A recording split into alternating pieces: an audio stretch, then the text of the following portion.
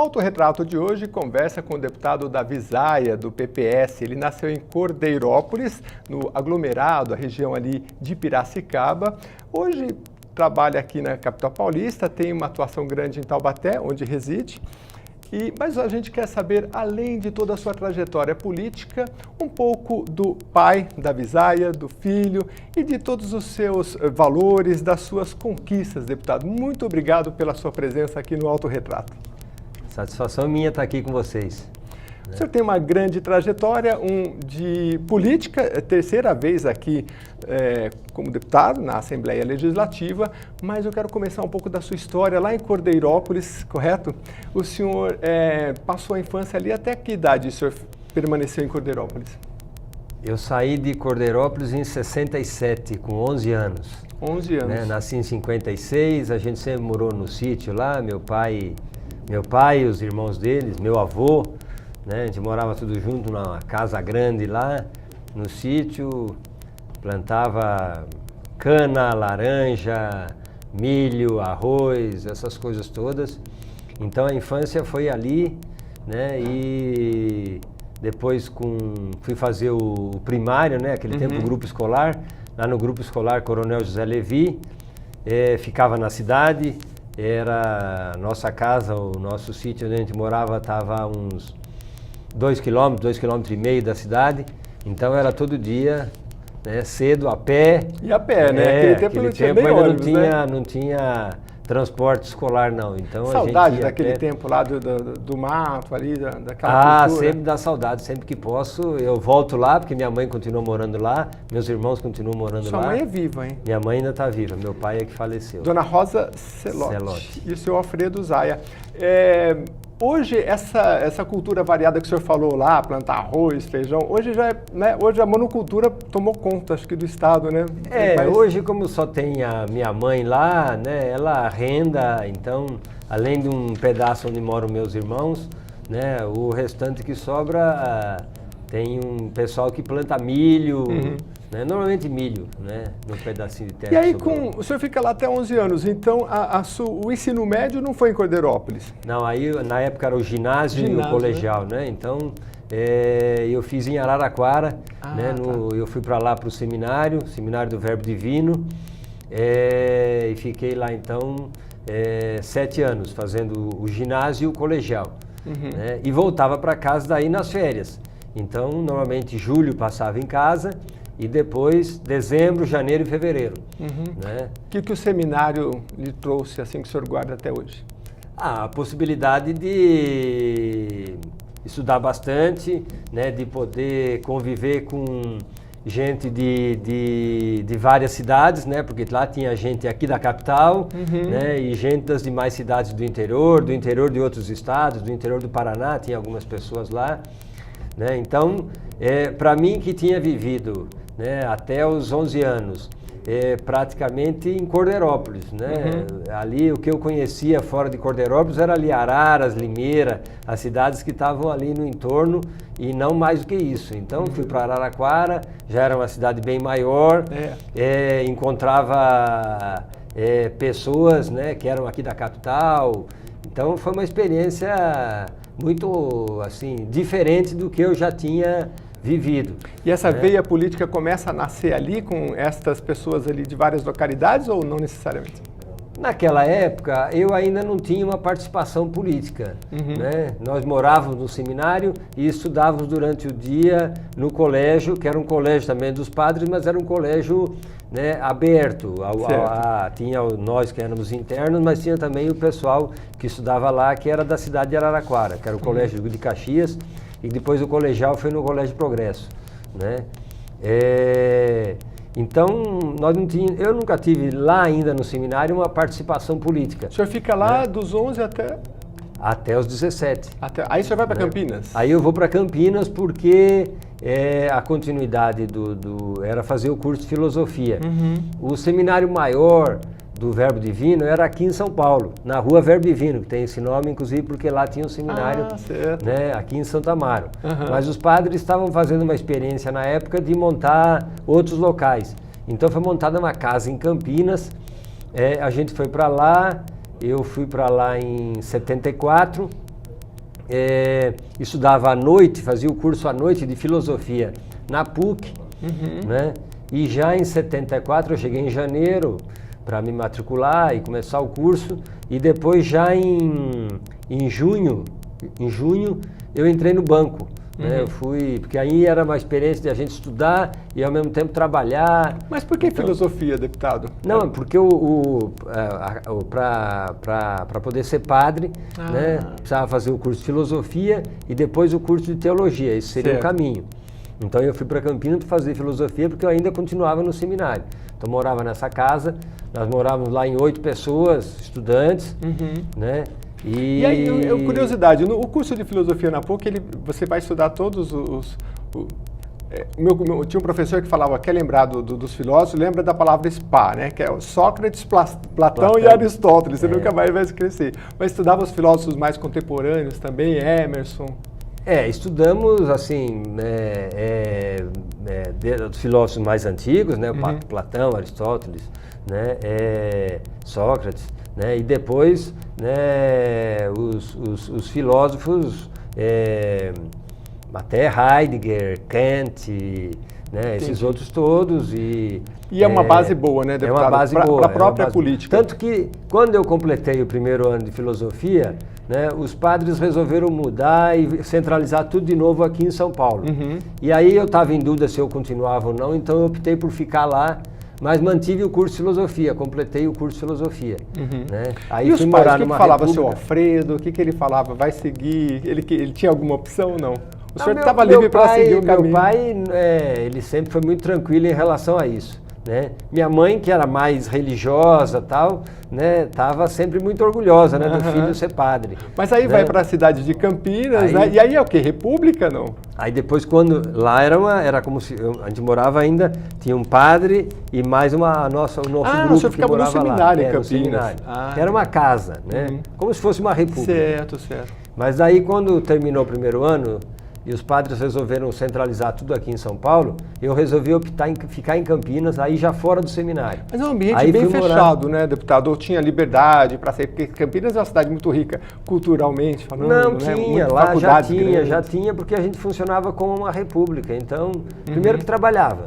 Então eu ia trabalhar, tinha o contato normal. E mesmo em Araraquara, quando nós ficamos no seminário, que foi o ginásio colegial, como a gente estudava num colégio que era na cidade, né, as aulas não a gente tinha aulas no seminário de latim, de grego, né, outras, né, mas o curso normal era num colégio que era público, né? Público que eu digo, era um colégio dos padres, mas tinha gente que não estava no seminário. Tinha o pessoal, aliás, Campinas era um colégio misto, isso em Araraquara. E correto. em Campinas, eu estudava na PUC, portanto tinha as atividades como qualquer estudante, né? E também estava trabalhando no banco, então nesse período...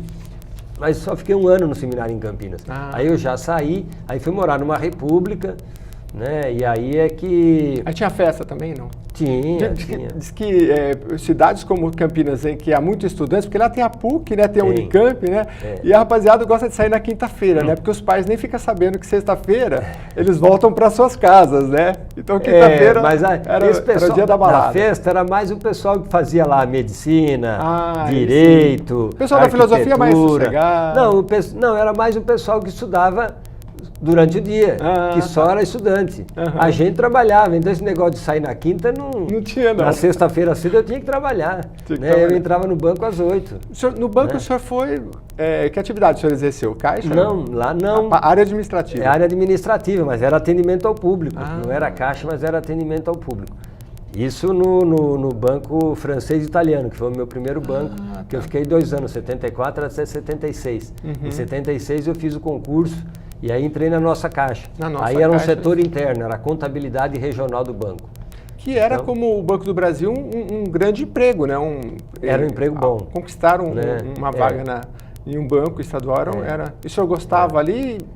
Olha, eu gostei porque né? era um serviço que eu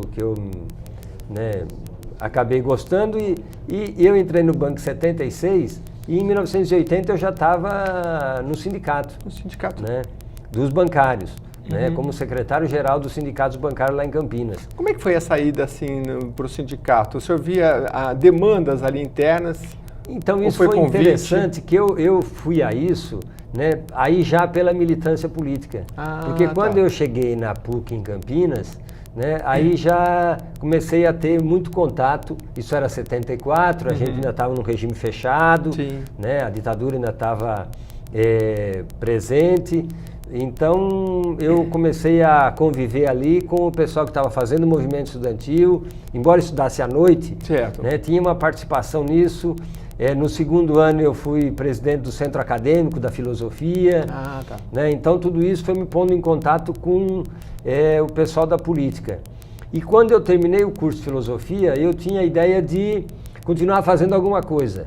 Então uma das professoras, né, a Verinha, que era uma professora nossa lá do curso de Filosofia, ela me levou lá tinha o curso Evolução. O curso Evolução era cursinho, para quem queria fazer vestibular, e também uma coisa que tinha na época é para quem queria fazer ensino médio, tinha aqueles exames do curso de madureza. Então a pessoa fazia um curso, depois fazia o exame para completar o ensino médio, ou até o próprio ginasial ainda na época. Então ela me levou lá e falou, eles normalmente contratam pessoas para dar aula. Né? E eu fui lá fazer uma ficha junto com ela, fazer uma inscrição lá e deixei lá. E na saída, ela me apresentou uma pessoa que dava aula lá, que era o Reinaldo Dias, mas o Reinaldo era um militante, né, de esquerda, de uma organização da época, né, clandestina. E logo depois ele me convida, eu não tinha vaga lá no Evolução, mas ele me chamou para dar aula num curso que ele organizava no Sindicato dos Petroleiros de Campinas, né? Que era um curso para os trabalhadores da Petrobras que não tinham o colegial. Então eu fui dar aula de Geografia nesse curso que ele coordenava, né? O presidente do sindicato na época já era o Jacob Bittar, que depois foi prefeito de Campinas, um dos fundadores do PT, e com o Reinaldo eu comecei a militar mais intensamente na política. Isso e você aí, estava com 20... Era 74, 76, eu estava com 20 anos, né? 22 anos, aí 78, né? Então com 24 anos eu fui para o sindicato, aí as organizações políticas já tratavam isso assim, como uma tarefa, né? Cada um recebia uma tarefa de fazer uma militância. A minha, como eu estava trabalhando como bancário, né? Fui assim, né? Além de participar da política, a orientação era participe também do sindicato. Entendi. Né? Então eu comecei a frequentar o sindicato, aí nas assembleias, me associei ao sindicato. E foi dessa época a luta contra a ditadura? O que o senhor tem de história dessa época? O movimento estudantil já estava no começo do enfrentamento, né? Eu não cheguei a militar em nenhuma organização clandestina, né? Mas você tinha as assembleias dos estudantes, no sindicato já não tinha mais aquela repressão ainda, mas eu me lembro que as assembleias dos estudantes, por exemplo, lá na PUC, né, a polícia chegava, cercava a rua, né, obrigava a dispersar, né, várias manifestações no Largo do Rosário, né, a polícia encostando o caminhão do corpo de bombeiro para jogar água, bomba, a gente correndo, né, então foi essa a experiência e, ao mesmo tempo, já militando numa organização, né, que ainda não era o PCB, era uma organização clandestina, né, então eu fui militar, aí depois fui militar no MR8, que era uma outra organização, né, que tinha inclusive feito a luta armada, mas que já tinham feito a revisão disso, né, já não estavam mais na questão da luta armada, estavam na militância política mesmo. Foi muito sangue, muita prisão. O senhor acha que hoje as pessoas, principalmente a juventude, sabe valorizar? Eles não conheceram muitos não conheceram o que era o enfrentamento da ditadura. A gente está sabendo valorizar a nossa democracia? O senhor acredita? Usufruir os frutos que a gente conquistou? Acho que nem sempre as pessoas dão a devida importância, né? Mas a democracia foi uma luta muito grande do povo brasileiro, né, para poder se expressar. É claro que hoje, com essa crise que o Brasil está vivendo, muita gente, às vezes, eu vejo até gente achando que era dizer que era boa a volta dos militares, que eles iam dar um jeito. O senhor que viveu aquele período acredita que não... Não, acho que não tem nenhuma hipótese disso. Né? Acho que isso não é a solução. Né? A sociedade tem que encontrar a solução participando, corrigindo o que tem de errado e democraticamente decidindo. Né? Eu, periodicamente, inclusive, leio muita coisa da época, né? Não tudo que eu vivi, porque Sim. o período mais duro da ditadura, eu estava fora da militância política, eu estava no seminário, que foi o período do combate à luta armada, às organizações que enfrentaram isso. Mas participou ativamente. Eu vou pedir para o nosso diretor mostrar um pouco das fotos que nós temos aqui, que nós estamos apresentando aqui ao fundo, mas também tem muita coisa que eu gostaria que o senhor também comentasse um pouco. Centrais sindicais propõem aí gatilho. Já no sindicato eu estava no Diese também naquela foto, né? E a campanha do salário mínimo foi uma campanha importante. Saiu uma foto quando eu cheguei em Araraquara, em 67. Juizado de menores. Juizado de menor para você fazer a carteirinha. Isto né? Aí é a formatura do 4º ano primário, né? Lá em Cordeirópolis. Cordeirópolis. Né? Todo mundo de terno, né? Aí alguma foto, eu não estou conseguindo ver aí, talvez em Araraquara, eu estava lá com certeza nessa época, né? Essa já mais recente. Aí já mais recente, aí já estava na luta dos bancários. Né? Isso já deve ser em Campinas, por aí. Com certeza em Campinas. Né? Aí um debate com o pessoal já no sindicato, na Federação dos Bancários, mas discutindo a questão da privatização dos bancos, que era a luta dos bancários. Aí é um encontro normal dos bancários, preparando campanha salarial. Né? Esse encontro foi em Piracicaba. Federação dos Bancários. Aí na Federação dos Bancários, né? Com alguns diretores da época. Né? O Gadelha está aí, Gadelha foi um grande militante.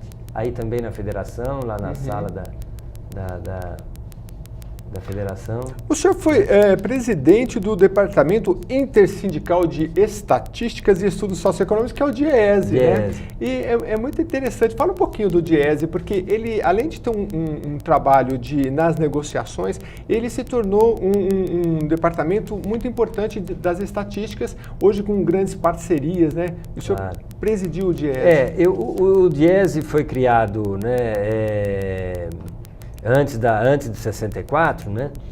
Justamente para ser um instrumento dos trabalhadores, para eles poderem terem dados estatísticos que fossem deles, né? E não depender dos dados que eram do governo, porque na época se tinha muita manipulação de dados. Né? 73 ficou famoso, né? O Delfim Neto era o ministro da Economia, o ministro da Fazenda, né? E você tem uma manipulação dos índices de inflação.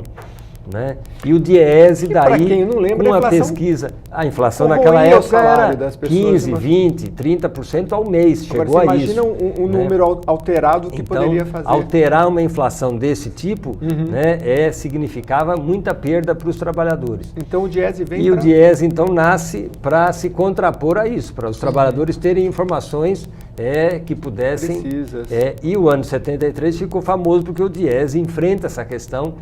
Né? Os sindicatos ainda não tinham tanta liberdade para falar, mas o DIESE, como contrapunha dados técnicos, né? Então ficava difícil combater, não estava fazendo agitação política, o DIESE estava contestando com números aquilo que o governo estava apresentando.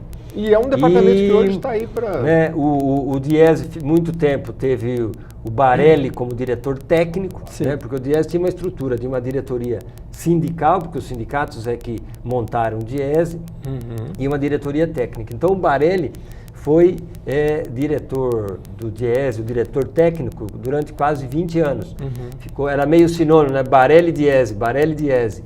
E aí, quando o Barelli sai do DIESE, né, em 82, né, que eu fico durante um ano presidente, depois um ano secretário, um ano vice-presidente do DIESE, e naquele ano nós lançamos uma campanha que era SOS Salário Mínimo. Né? A ideia era justamente o quê? Recuperar o valor do salário mínimo. Né? O salário mínimo precisa subir mais do que os outros salários. Né? Para fazer o quê? Para você reduzir as diferenças salariais dentro dos próprios trabalhadores. Sim. Mas em vez de achatar quem está em cima, fazer com que os de baixo subam mais rápido. Sim. Então a forma de fazer isso era acelerar o reajuste do salário mínimo. O Diese teve participação no salário mínimo paulista, é isso também, não? Depois também teve, tá. quando foi criado mais recentemente. Correto. Né? E essa política é que depois vai começar a ser implantada no final do governo do Fernando Henrique e depois no governo Lula permanece então essa ideia de que o salário mínimo tem que subir mais do que os outros salários e com isso reduzir a diferença que você tem dos maiores para os menores. E a desigualdade social. A desigualdade. Deputado, o senhor chega na Assembleia Legislativa em 2006, portanto há 10 anos, né? Isso. E com 54.799 votos, uma boa votação, aqui o senhor atribui essa votação expressiva assim logo de cara na primeira vez? O senhor já tinha um conhecimento ali da... Eu já tinha sido sindical, candidato, né? 2 vezes a deputado, né? Tinha tido 19.400 votos numa, 19.094, que eu fui candidato a deputado federal, né? Fiquei próximo de assumir naquele período, mesmo com uma votação mais baixa, né? Mas a coligação nossa elegeu com 21 mil votos, então eu fiquei muito próximo. E aí em 98 também não tinha sido eleito. Né?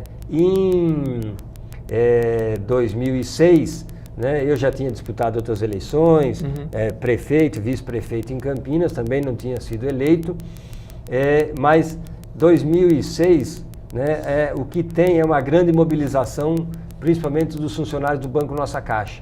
Ah, sim.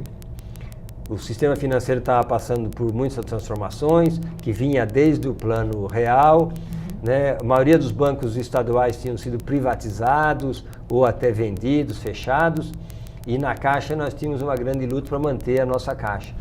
E eu era do conselho do banco, eleito pelos funcionários.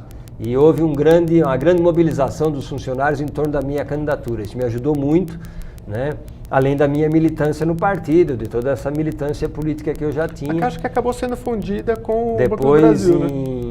Em 2010, acho, né, passou para o Banco do Brasil. Agora, a presidência estadual do PPS, o senhor assume depois de 2006, não?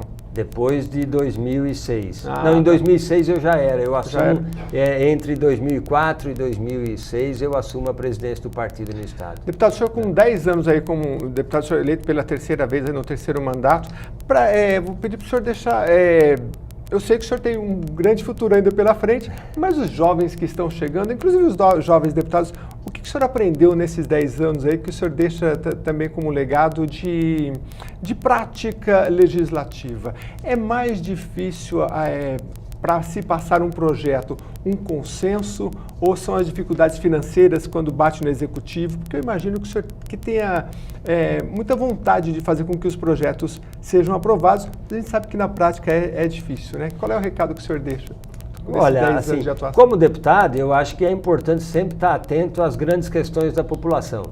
Então, eu acho que é importante a gente discutir eventualmente um projeto que eu apresente e tal, mas acho que também a gente tem um grande papel de discutir e debater questões, né? E então, eventualmente, projetos que venham do governo, né? Porque tem questões que são de competência exclusiva do governo, mas mesmo assim é importante se debruçar sobre esses projetos e melhorar esses projetos, ouvir, né, os segmentos que a gente representa e poder eventualmente oferecer emendas, propostas de mudança e de melhoria desses projetos também que vêm do governo. Eu acredito muito nessa possibilidade de fazer o debate político e do debate político encontrar sugestões, consensos que possam virar uma legislação e com isso ajudar a gente a ter uma legislação melhor para o Estado e para o país. O senhor atua aqui na Casa Legislativa em diversas áreas, mas tem alguma de preferência? O senhor foi secretário de Emprego, de Relações do Trabalho e atua também na educação. Existe uma área que o senhor gosta mais, assim? Então, eu pela minha origem, eu tenho acompanhado muito a questão da agricultura, né? Tenho acompanhado hoje muito a questão do cooperativismo, acho uma iniciativa importante, né? As cooperativas podem ser uma alternativa para os trabalhadores, pode ser uma alternativa para aqueles que querem ter pequenos negócios, em vez de ficar sozinho, né, se juntar e conseguir disputar melhor o mercado. Né? Então, tenho apoiado muito o cooperativismo. O senhor tem um projeto que fala da cooperativa de crédito. O que seria? Seria para melhorar... que a gente já aprovou aqui, né, porque nós tínhamos uma lei que dificultava as cooperativas de crédito dos servidores públicos, né, de fazer o crédito consignado. Sim. Né? É uma legislação antiga, então nós revogamos essa legislação, mudamos e com isso as cooperativas podem fazer o crédito consignado. Essa já se tornou lei? Já se tornou lei. Que é muito bom, né? Porque as comunidades empresariais elas podem se unir e oferecer ao trabalhador um crédito e mais barato. Mais barato, né? Que é o grande desafio país que hoje o crédito é caríssimo, né? E isso pode fazer não só com uma melhoria direta para o empregado, mas também para a comunidade como um todo, né? Nós temos cidades pequenas aí que a economia é gerada pelos aposentados, né? Porque é verdade, é verdade. Hoje, a questão do crédito continua sendo um grande desafio no Brasil. Fazer crédito barato, né? Isso permite que as pessoas melhorem. O problema é que nós temos um crédito muito caro. Então, as pessoas, em vez de melhorar de vida com o crédito, ficam endividadas. E nem todos têm acesso. Aliás, quanto maior o poder aquisitivo, mais fácil o acesso ao crédito. E quanto menor, fica mais difícil para, principalmente o pequeno empreendedor, que é o motor de trabalho desse país. O senhor foi secretário de Emprego e Relações de Trabalho e Gestão Pública. Aqui na capital paulista, né? Como é que foi esse desafio? O senhor pegou uma época, eu acredito até que não tão ruim, 2010, né, de emprego, mas sempre tem grandes desafios, acho que principalmente de qualificação, não é?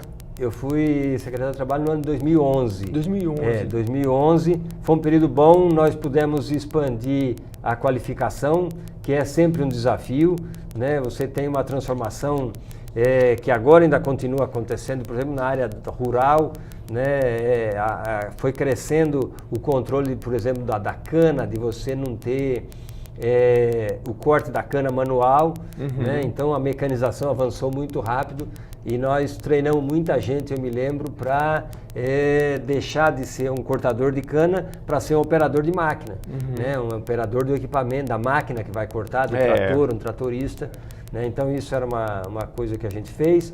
Depois as frentes de trabalho para aquelas pessoas que estavam fora do mercado com dificuldade de voltar, né? Poder encontrar na frente de trabalho uma forma de readquirir a disciplina e voltar para o mercado de trabalho, tendo oportunidade de trabalhar e também fazer a qualificação.